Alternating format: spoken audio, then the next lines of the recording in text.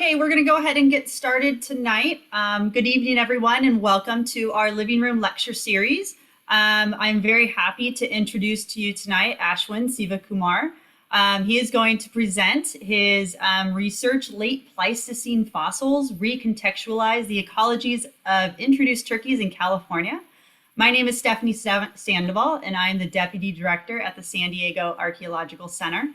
Before we get started tonight, I do want to thank all of our supporters who made our Giving Tuesday fundraiser such a success.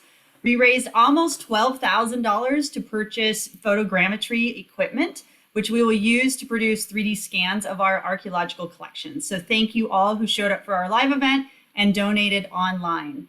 Our next living room lecture is on January 27th. Dr. Stan Berryman presents Looking Down the Rabbit Hole, Santee Greens Revisited. For more information on that event, other events, becoming a member, visiting the center, all of those things, please see our website at sandiegoarchaeology.org. Tonight, as always, we will be using the Q&A feature. You can find that on your Zoom control panel. Please feel free to submit questions at any time, type them right in throughout the whole lecture, and then at the end, we will have a moderated Q&A. I am very pleased again to introduce Ashwin. He is a high school senior at Flint Ridge Prep School in La Cañada, Flint Ridge. His interest in ecology, evolutionary biology, conservation, and advocacy has led to his research in these fields for several years and has published 2 peer-reviewed papers and has presented his work in several international conferences. So we are very happy to have him with us tonight. So without further ado, I will turn it over to Ashwin. Hi, so yeah, thanks so much for the introduction and thank you all for coming. It's really great to be here, and it's really great for me to be sort of giving this talk about a really interesting aspect of California's ecology that has a lot to do with people from sort of a different perspective than I've sort of viewed it or have talked about it in the past. So far, I've largely talked about this research to ecologists, to sort of more ecology, biology-minded audiences, but I do think the turkeys, especially, it really goes for all wildlife, especially birds. But these species in particular have particular connections with people and are particularly closely related with the history of people here in California. So I think it's a very interesting angle to approach this, and really excited to sort of give a different perspective to this issue. So the wild turkey is it's the wild counterpart of the familiar domestic turkey, the turkey that ends up on Thanksgiving plates. And it's native to Eastern North America. It's actually one of the largest and definitely one of the heaviest land birds in North America. It's typically a very ecologically important species wherever it's found natively. And it was introduced for hunting purposes to California in the mid-20th century. The first successful introductions of this species to California ecosystems were in 1959. And between 1959 and 1999, turkey populations were established in almost all counties within California. A few of them have receded, a few of them have expanded since this map was made in 2003, but overall, this is a pretty good depiction. The sort of checkered areas here are areas where turkeys are found, and they're found in very high numbers. They really expanded quite rapidly across the state. And as an introduced species in California, they're quite interesting because typically introduced species don't have very strict habitat requirements. Typically, they're able to leverage quite a range of different different habitats. But wild turkeys in California, while they are to a degree somewhat adaptable, they do have very strong associations with a couple types of habitat in particular, and those are oak woodland and oak pine woodland. So these so this sort of group of habitat types, if you look carefully at this map here, you can sort of see that the areas where turkeys are found overlap quite heavily with the presence of those habitat types. And in those sort of oak-associated ecosystems, they do have a pretty high ecological impact. That both goes in the form of things like seed dispersal, dispersing acorns specifically. They're They will gorge on acorns during the fall when they're in mast. And they also, as pretty large birds, in fact, some of the largest birds that are found in California today, they just have an overall high impact on even sort of the topography and terrain of, for example, the ground. They disturb the soil a lot. They can, they create these sort of mud or sort of dust baths in the ground to sort of wallow in, and those can actually have pretty significant impacts on things like erosion. And these impacts haven't been very extensively studied in the past. In fact, they've been barely studied at all in the field in California. So while it's possible that these impacts may have a significant negative effect on the ecosystem, it's not clear from the evidence we currently have. All we know is that they're likely having some kind of impact on our ecosystems here. So specifically in San Diego County, I'm in Los Angeles County, so it's a bit of, I had to sort of branch out and research a little bit here, but there is a very large population here in San Diego County. In fact, it's one of the most successful populations in the state. It's actually one of the newer populations of wild turkey in California. They were first introduced here in 1993, which is actually after most of the introductions had happened. Most of them happened earlier in the 20th century. And they, nevertheless, it was a very successful introduction, at least from sort of the hunting perspective, which was the original reason for it. They've expanded across much of sort of the highland region of San Diego County, especially Cuyamaca Rancho State Park, where they're very abundant. You'll probably see them, if you go there often, you probably see them around. But this introduction remains very controversial.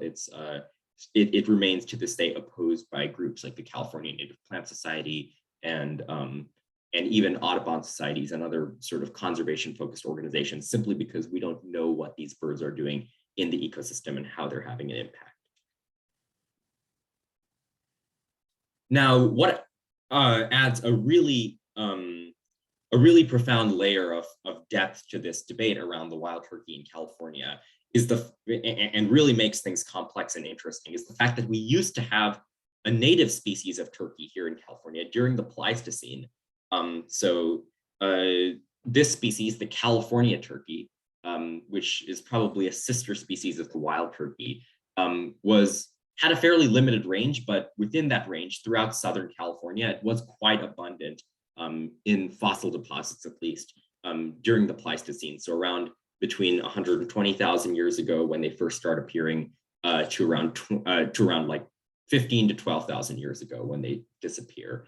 And they were found throughout Los Angeles County, all the way north to Santa Barbara, and even the Southern Central Valley. They actually didn't make it to San Diego County in the fossil deposits, but the fossils are incomplete, so who knows. But they are tested from quite a few different fossil localities in Southern California, including the Carpinteria tar pits and La Brea tar pits, which you might have heard of.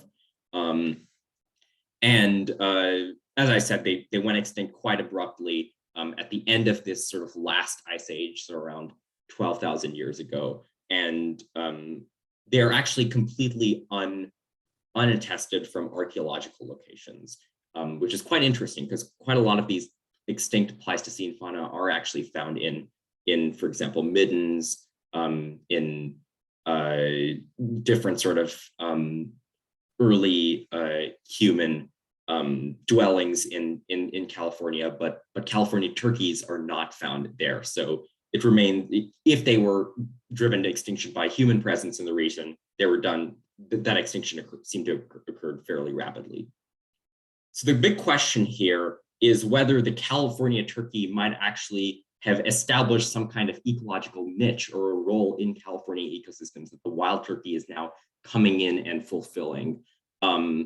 Whether the wild turkey might actually not be an invasive species in California, and its rapid expansion and its seeming at-home nature in California oak woodlands might not be so much of a species invasion as it is a species reoccupying the niche of an extinct species that was closely related. So it might actually be restoring some of these ecosystem functions that might have been lost in the past.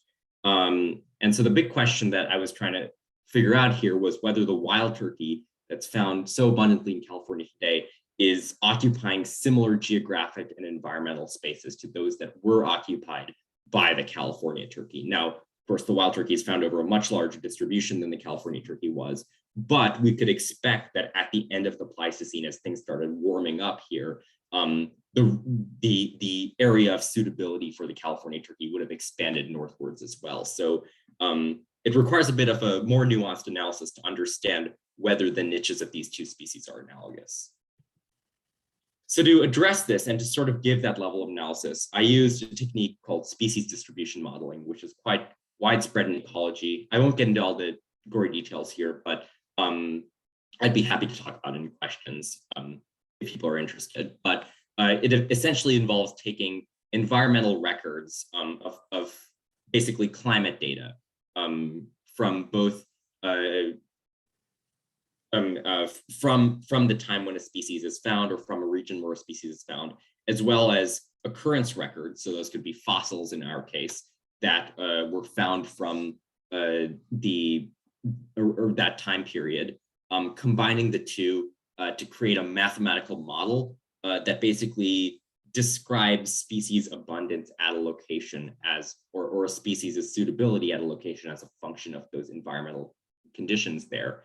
And the end result, which is the important part, is basically a map or a modeled map of suitable habitat for the species given certain environmental conditions. So we're basically trying to figure out what are the environmental conditions where a species would be suitable and would find suitable, and where are those conditions distributed in the area such that we can predict where they would be found today. So I created two different species distribution models, one for the California turkey and one for the wild turkey. So one of them was built back in the Pleistocene, was built off of Pleistocene data, and the other one was built off of modern data.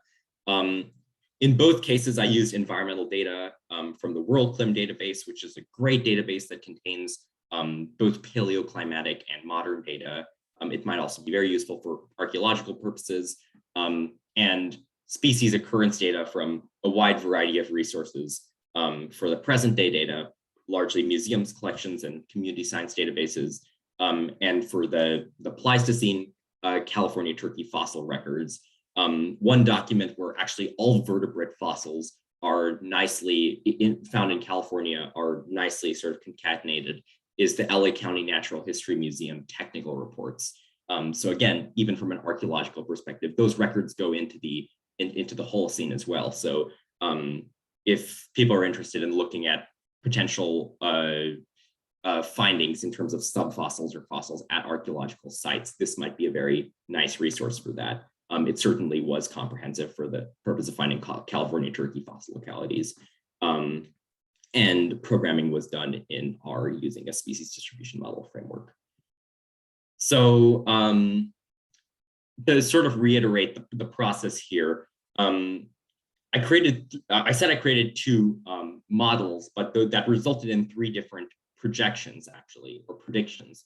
The first one was basically taking the model that describes the California turkey's habitat preferences, combining it with that map of Pleistocene environmental conditions in California during the Ice Age, and basically using those to predict where the California turkey was found during the Pleistocene. So kind of reconstruct a range for it during the Pleistocene. Then in the second prediction, which is really the most crucial one, we're taking that same model that describes the California turkey's habitat preferences.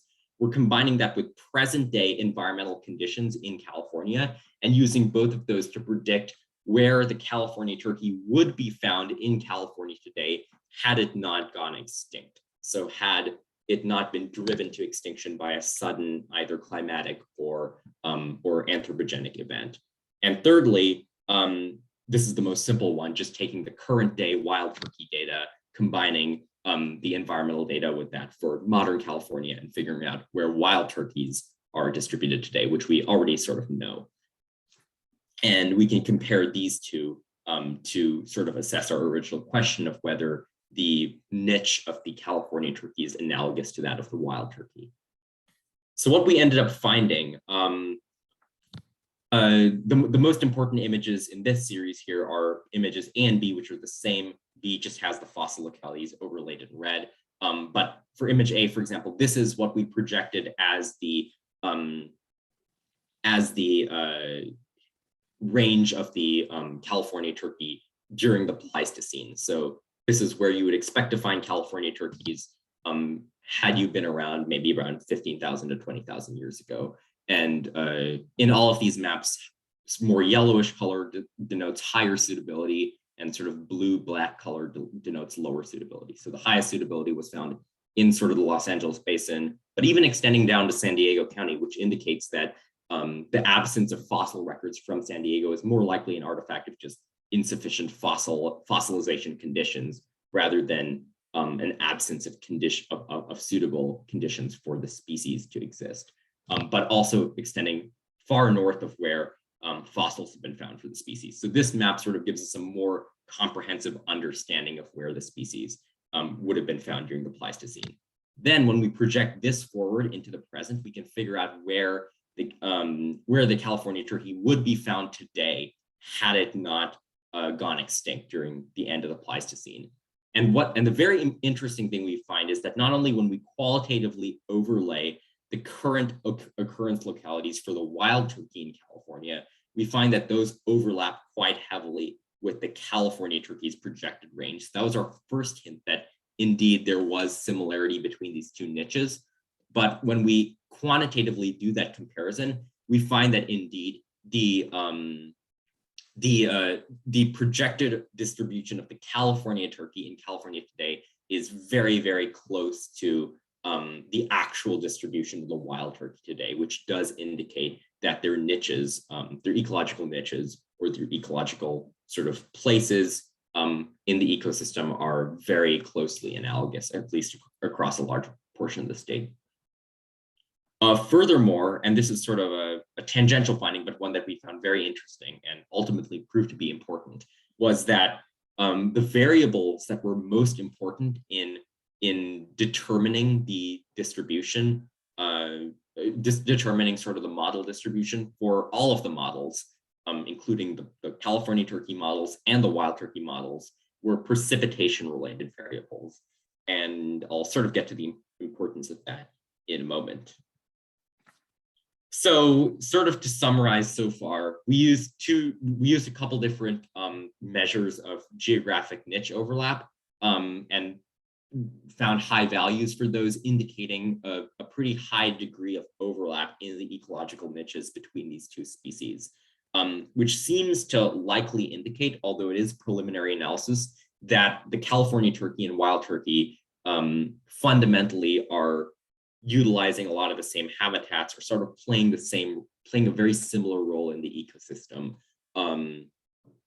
And this actually concurs with what we know about both the habitat ecology of the wild turkey in California and conditions in late Pleistocene Southern California. Specifically, we know that the wild turkey is currently very habitat specific on the sort of oak savanna, oak woodland type habitats. And we also know that the California turkey, when it was back during the Pleistocene, it was using habitats here in Southern California that are quite similar to that.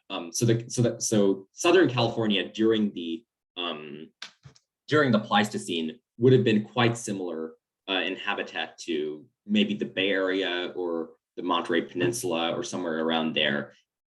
Which means that the habitats that would have been dominating Southern California back then would have been largely oak woodland and oak savanna type habitats, which are currently quite extensive in Northern California. So, so qualitatively, we see that this makes sense.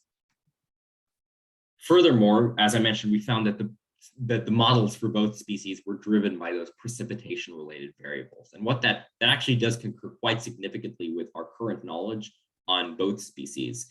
So it's sort of an interesting insight in that regard. Specifically, we know that wild turkey presence in California is heavily dependent on distance from the coast, which is related to precipitation. As you get further from the coast, it gets drier and drier, but curiously not latitude. So wild turkeys are found down in San Diego County. They're found all the way up to Del Norte County. They're found all the way up into Oregon, in fact, into Washington. locally. So they are not latitudinally specific. They span over 1,000 miles on the West Coast in these introduced populations, but they are quite restricted in their distance from the coast. They'll never use deserts, and they'll never use like dense forests or wet habitats. Specifically, and furthermore, we know that we know that this decrease in precipitation during the so-called younger Dryas period between 14,000 and 11,000 years ago likely played a role in the extinction of the California turkey. It probably wasn't the only factor, given that it had survived prior shifts between glacial and interglacial periods, but this decrease in precipitation likely restricted the species to refugia or small areas where anthropogenic pressure or some other pressure might have dealt the final blow and driven them to extinction. So sort of in conclusion, the introduced wild turkey in California likely occupies pretty similar geographic and environmental spaces as the California turkey did during the Pleistocene.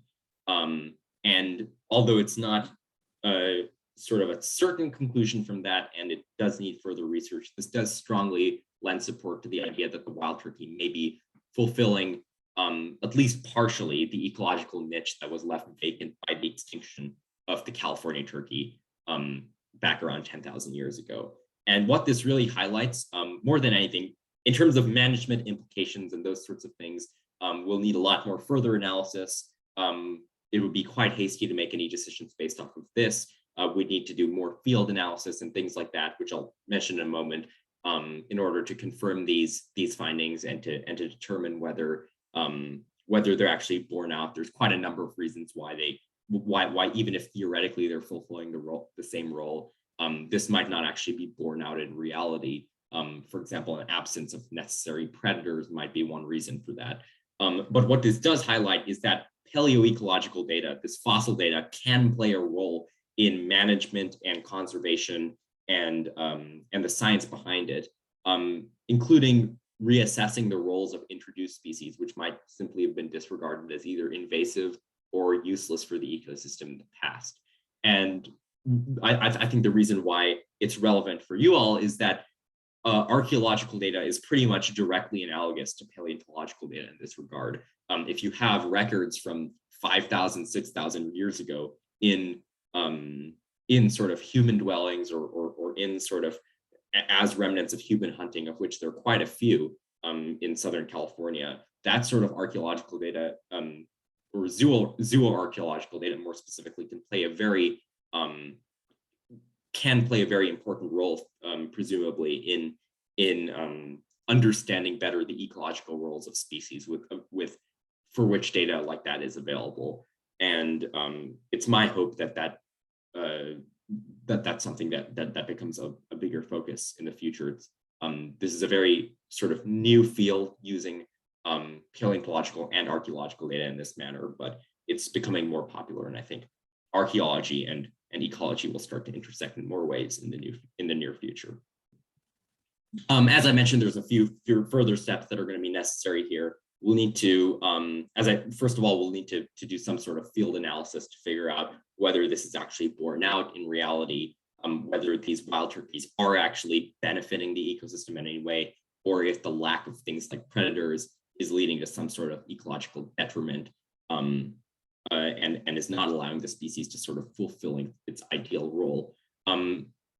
Things that can also help corroborate our analysis are other techniques that might be familiar from an archaeological context, like stable isotope analysis, which can allow us to assess what these turkeys were eating back during the Pleistocene, just from their sort of subfossil remains or bones, and also morphological analysis on these turkeys, such as beak wear or even like the shapes of their beaks and stuff like that can help us understand what they were eating and how they were interacting with the ecosystem.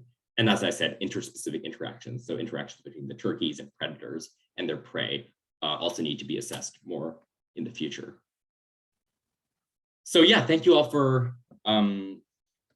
this. This was a lot of fun and a lot of I think it was a very unique angle on something that I guess doesn't generally get thought of in an archaeological context a lot. we don't generally think of how archaeological data can be applicable to conservation or management questions. But I hope this this talk sort of might have sparked some. I hope it sparks some discussion. I hope it's valuable in that regard, and I hope it's interesting to all of you. So yeah, I'll be open for questions now. Thank you so much, Ashwin. My name is Dante Ferenga, and I'm the Development and Marketing Director at the San Diego Archaeological Center. I'll be moderating the Q&A portion of tonight's discussion. Just as a reminder, you can submit your questions using the Q&A feature located on your Zoom control panel, and we will try to answer as many questions as possible. Before we jump into those, I just had one question. I'm interested how you ended up studying wild turkeys and California turkeys. Yeah, so I'm actually, I've been doing sort of dabbling in different sort of research projects for a few years now, I guess since 9th grade or so. And I only moved to California I used to live in Oregon. I moved here in 9th grade. And when I moved here, actually, it was one of the most striking things I'd noticed, because we drove down through the Central Valley and through sort of all the way down to LA, and throughout that drive, turkeys were everywhere. They, especially even in these sort of like more natural, like oak woodland type areas. And I was a birder at the time. I still am. I'm a pretty passionate sort of bird watcher. Always been really interested in sort of observing the natural environment and asking questions about it. And so this sort of has just been in the back of my mind for a while. And when I got involved in doing sort of this conservation paleoecology research with Dr. Mihailu at the La Brea Tar Pits, she's currently at Middlebury College, by the way, but at the time she was a postdoc at the La Brea Tar Pits. And when I sort of got involved in doing some research with her, this was one of the questions that came up. I noticed that at the La Brea Tar Pits Museum, there were pretty large collections of California turkey fossils, and I immediately started thinking about the turkeys that I'd seen in California as an introduced species, and from there, so I guess the question sort of developed. All right, we have a question about, there's no evidence for Paleo-Indian utilization of the extinct turkey. Its range seems to have been a very small area of California. Are there Paleo-Indian sites in that small range area? Yeah, that's a good question. I think that's probably something you guys would be able to answer better than me, but I do believe there are. In fact, I know for a fact at the La Brea Tar Pits, there is some towards sort of the end of the deposit, around like the 10,000, 9,000 year old range. I believe there's some human remains from there. I'm not sure how extensive there are, but I'm sure there are some older like Paleo-Indian sites in Southern California from within this range, because I know for a fact that other species like the California condor and also larger megafauna like Columbian mammoths and so forth that went extinct at around the same time. I know that there are some fossil specimens from Southern California from sort of the same area that are that have evidence of human hunting, like scratch marks and stuff like that. So I do believe there is evidence of human presence at the same time of the turkeys, but it might have been relatively brief. And I'm, again, not sure of how extensive the locations are. I'd imagine that, I mean, sites at that age, like 10,000 years plus ago, are not very common anywhere in North America. So I don't imagine there's a great abundance of them here. And I think you may have touched on a bit of this question, but what other species of animals lived alongside the California turkey? Yeah, so the California turkey was in the midst of of quite an impressive assemblage of animals, actually. It was sort of the late Pleistocene megafauna here in California. So those would have included things much bigger than the turkeys that are now gone, like Columbian mammoths, as I mentioned, mastodons, saber-toothed cats, or Smilodon, as they're more properly known, dire wolves, which were wolves that are bigger than the gray wolves that were also found in California until about 100 years ago. We had grizzly bears here, but but they weren't even the biggest bears. We had bigger bears than them called short-faced bears, or Arctodus, which were quite a bit larger than any bear that's currently in North America.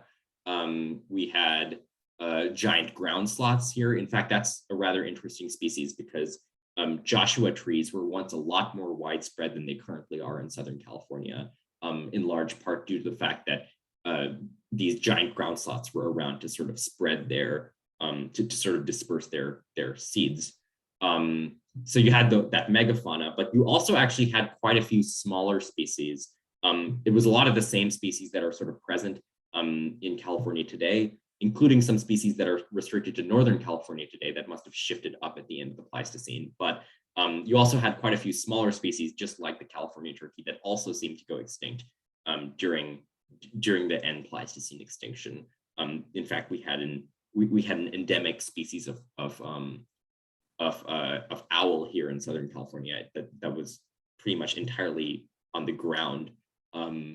And we had similar sort of bizarre, smaller creatures that were here. I could go on, but it suffice to say it was a much more diverse array of species than we currently have. And that might be one of the problems with wild turkeys here right now. If a lot of those other larger species and other interspecific interactions have been lost, simply the fact that we have turkeys here might not be enough, or it might actually be detrimental if there aren't other species to serve as controls to their population. Are there other examples of taxon substitution in California? No, there actually aren't that many examples of taxon substitution in the world. This is actually one of the first examples, if confirmed, it's still preliminary, but if confirmed, it would be actually one of the first examples of taxon substitution that's confirmed, of successful taxon substitution, that is, which means, just to refresh, taxon substitution is where an introduced species is actually refulfilling the role of an extinct species that was found in the same region, that was closely related. And this has been hypothesized for a while as something that might be an effective conservation tactic, but there are very, very few examples of this worldwide actually working. Definitely not in California. This would be the first sort of example from here, but some other examples I can think of would be like American bison or American beavers in parts of Europe or Siberia, replacing extinct or extirpated bison and beavers in those areas. I think certain other bird species on islands have been replaced by closely related species. But yeah, nothing on this scale and nothing in North America. And I think you mentioned it, but where was the wild turkey introduced from? It was introduced from Eastern North America. So the wild turkey's native range is quite broad, actually. It's found throughout sort of Eastern North America, all the way from, I guess, Northern Mexico, all the way north to Southern sort of Canada, I guess Southern Ontario, Quebec, that area, and throughout sort of the Eastern states. It doesn't make it, natively, it doesn't make it any further west than I think Colorado or maybe Utah, but there are of course introduced populations on the West Coast. And what was the effect of the younger Dryas on the Pleistocene extinctions? So that's a really interesting question that's been the subject of a lot of debate over the last like 3 or 4 years, especially among sort of paleontologists, because the tricky part about the North American extinctions in particular, it's a little easier in other parts of the world where where humans arrived at a different time than this like rapid climatic change, in which it's, I guess, easier to disentangle the effects of humans versus the effects of climate change. But in North America, we're very unlucky from a paleontologist's perspective in that humans probably arrived quite a bit earlier than that, maybe around 20,000 years ago or so, or perhaps even earlier than that, as some recent discoveries might have uncovered. But really their widespread spread across both continents occurred right around the younger Dryas. So it's very difficult to disentangle human effects from climate, but the one major thing that the climate seems to have done is, prior to the younger Dryas, things were warming up, and quite gradually over the scale of like thousands and thousands of years. So things were warming up, species were gradually shifting northwards, and then suddenly the younger Dryas snaps in and it gets a lot colder all over the continent. And so these species that have been shifting northward, suddenly, if they have to survive, they have to get back south again. And so that might have been a significant sort of population, something that might have decreased a lot of populations, something that might have even triggered a bunch of extinctions directly, but definitely something that would have restricted the ranges of a lot of species that were in the process of shifting northward. It's unlikely that it is the sole cause of all of these big Pleistocene extinctions, because of the fact that we had around 30 different glacial interglacial cycles before the current one. And during each of those, or in fact, during probably, I think the majority of them, there was a similar sort of snap event, like the younger Dryas, and those didn't trigger the same kinds of extinctions. So I think it's probably the combined effect of that snap plus the presence of humans in the regions that's sort of the consensus of what spelled the extinction for a lot of these species. Can you elaborate a bit more on some of the concerns people have with the introduction of wild turkeys in Southern California? Yeah, so they vary significantly based on the particular stakeholders. So I guess starting with sort of conservationists and environmental activists, even bird watchers, native plant advocates, which is sort of the angle that I was coming from initially. The main concern here is that you're introducing a species whose effect on the ecosystem is unknown. There's to this date been almost no study of its actual impacts on the ecosystem in the field. So we don't really know what effect they're having. They could be having a sharply detrimental effect on a lot of native plants, for instance, a lot of invertebrates. We just don't know. And we have lots of examples in the past of introductions going terribly and causing a lot of damage. So why would we be risking it with this species? And there's that factor. In terms of more sort of utilitarian concerns, I guess there's the concern of a lot of farmers, especially sort of the grape industry, both. I think especially turkeys really love grapes in addition to acorns, so they will ravage through vineyards and cause a lot of economic damage in that way. Probably not as much damage as other things like raccoons and even squirrels or jays, but they do cause some damage, and they're very conspicuous, so it's easy to spot them doing damage. So they're pretty unpopular with a lot of farmers, and I'd say they're probably also unpopular with homeowners to a certain extent in some places, because they will cause a mess if they come into your neighborhood for feeding or something. They can uproot plants. They can just cause a mess in general. So yeah, there's a pretty diverse array of concerns, ranging from sort of ecosystem-based concerns or ecological concerns to like more day-to-day activities, I guess. Phil Unit's book, The San Diego County Bird Atlas, mentions failed introduction of wild turkeys in 1931, 1959, 1987, and 1990. The 1959 introduction expanded by 1965, but they were heavily impacted by the 1970 fire and died out by 1985. Does this suggest that maybe the California turkey was perhaps in a marginal situation anyway? Yeah, that's very interesting. That's something that I considered a lot, actually, when I was thinking of sort of the role of this species in San Diego County. Actually, my picture of the species' range in San Diego County is pulled from the San Diego Breeding Bird Atlas. But yeah, it might suggest that it might suggest to have something to do with the marginality of habitat in San Diego County. It is interesting that that they do currently have a robust population here, but they are completely absent in sort of the middle connecting area between this population and the more northern populations, in that there are none in Los Angeles County, and there used to be some in San Bernardino County, but they're gone now. So there's really nothing between like San Diego and around Santa Barbara in terms of wild turkey populations. So that might just be because there isn't a lot of oak woodland in Los Angeles County. It's mostly chaparral here, but it could also be one other explanation that that should be considered in addition to the one you gave was that a lot of these earlier introduction attempts either involve domesticated birds.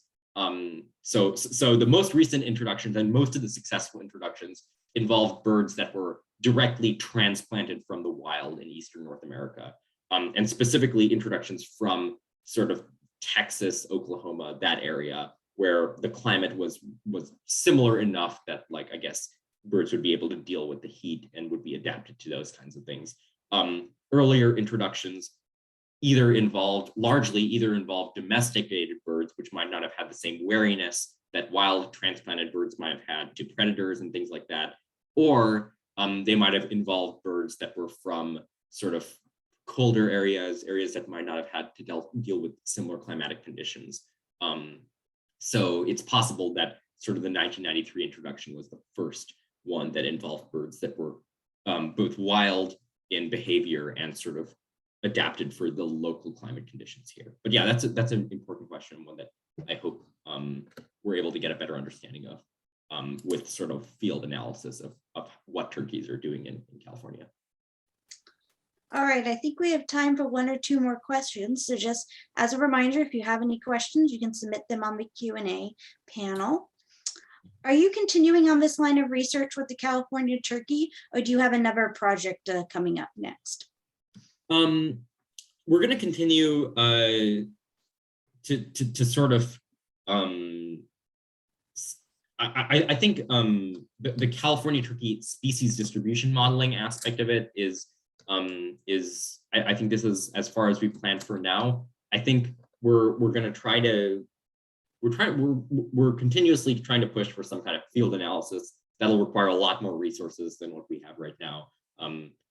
Probably the only people who could feasibly do that would be like California Department of Fish and Wildlife. But we're continuing to push for that. We're continuing to work with the La Brea tar pits, and I think they're currently involved. I'm not directly involved in this project, but I believe the La Brea tar pits are currently involved in stable isotope analysis on turkey subfossils. So hopefully that'll yield some new insights. But in terms of my own involvement, I guess the next sort of steps don't involve me as much with this sort of SDM work.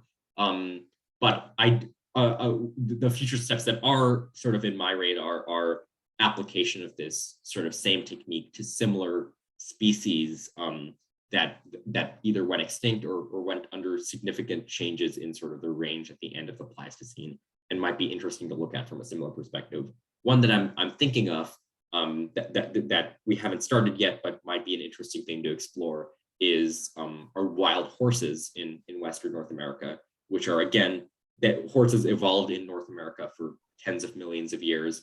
They were found here until about 10,000 years ago. In fact, the same species as the domestic horse, Equus ferus, was found here in Western North America, and are well attested in the fossil record here from the late Pleistocene as well. So, and of course, we currently have introduced horse and burro populations throughout the West. So it might be interesting to look at whether, and it's probably highly heterogeneous across the region, but whether those